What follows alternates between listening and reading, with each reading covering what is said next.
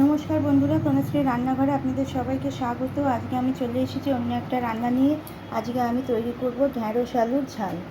চলুন দেখে নিই এই রান্নাটা করার জন্য আমি কি কি উপকরণ ব্যবহার করছি। ঢ্যাঁড়স আলুর ঝাল করার জন্য আমি নিয়ে নিয়েছি এখানে ঢ্যাঁড়সগুলোকে আমি দেখুন কেটে মাঝখান থেকে চিড়ে নিয়েছি কিছুটা আলুগুলোকে লম্বা লম্বা করে কেটে নিয়েছি সর্ষে, আমি সাদা কালো সর্ষে মিশিয়ে নিয়েছি। সর্ষেটাকে আমি এখানে উষ্ণ গরম জল দিয়ে ভিজিয়ে রেখেছি, আধ ঘন্টা হলো।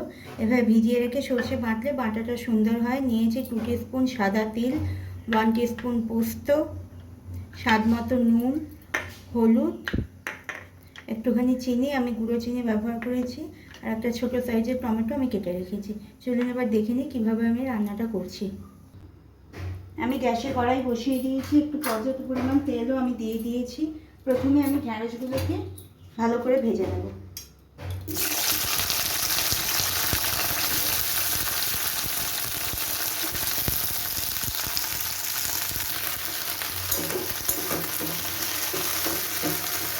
ঢ্যাঁড়সগুলো ভালো করে ভাজা হয়ে গেলে ঢ্যাঁড়স তুলে রেখে তারপর আমি আলুগুলোকে ভেজে নেব।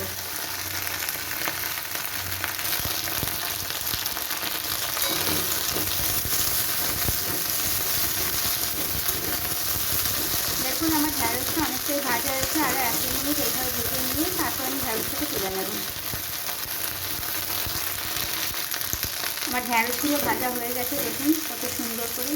আমি এবার ঢ্যাঁড়সগুলো তুলে আলুগুলো ভেজে নেব।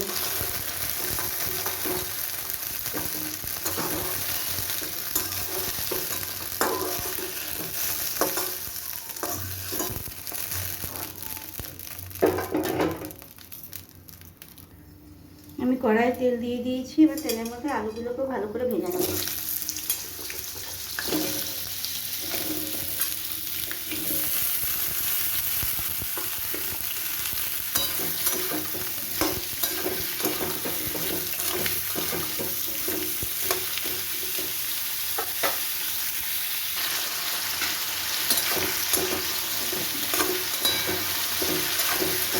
আলুটা আমার অনেকটাই ভাজা হয়েছে, আরও 1-2 মিনিট এইভাবে ভেজে নেব। আমার আলুগুলো খুব সুন্দর করে ভাজা হয়ে গেছে, দেখুন নরম হয়ে গেছে অনেকটাই। এই পর্যায়ে আমি টমেটোটা দিয়ে দিচ্ছি।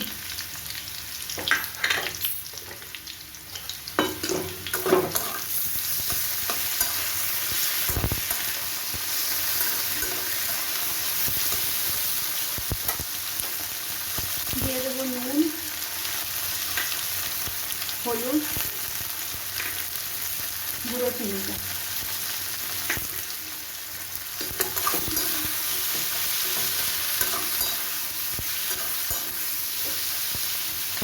এবার আমি ঢ্যাঁড়সগুলো এর মধ্যে দিয়ে দিচ্ছি।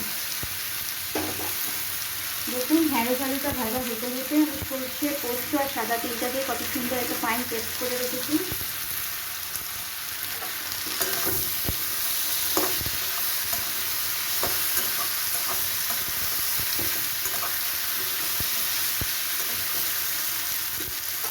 চাপা দিয়ে আমি এটাকে 2 থেকে 3 মিনিট কষিয়ে নেব।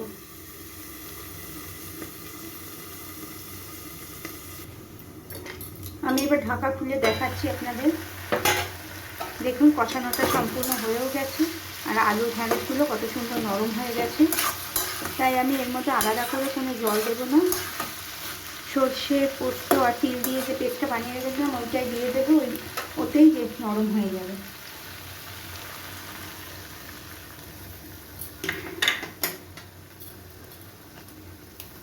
আর দিয়ে দেবো 2টো কাঁচা লঙ্কা চিড়ে।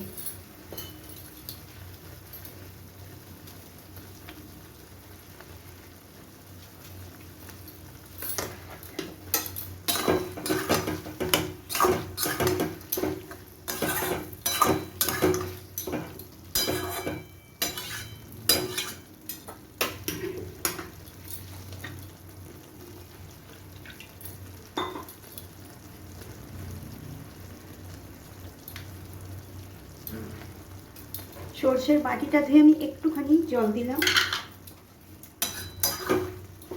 এছাড়া আর কোনো জল দেবো না। এবার চাপা দিয়ে 2 থেকে 3 মিনিট একটু ফুটিয়ে নিলেই আমার রান্না কমপ্লিট হয়ে যাবে। দেখুন আমি ঢাকা খুলে দেখিয়ে দিচ্ছি আপনাদের, কত সুন্দর ফুটছে। আর দেখুন আলু ঢেঁড়স সব কত সুন্দর নরম হয়ে গেছে। আমার রান্না একেবারেই শেষ, আমি গ্যাসের ফ্লেম অফ করে দিচ্ছি। ওপর থেকে একটুখানি কাঁচা তেল ছড়িয়ে দেব।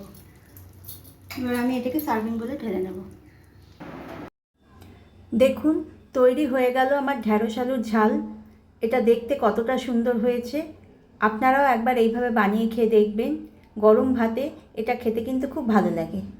আমার রান্না যদি আপনাদের ভালো লেগে থাকে তাহলে প্লিজ আমাকে লাইক, শেয়ার আর সাবস্ক্রাইব করবেন। আজ এই পর্যন্তই থাক, ফিরে আসবো অন্য কোনো ভিডিও নিয়ে। আপনারা ভালো থাকবেন, সুস্থ থাকবেন।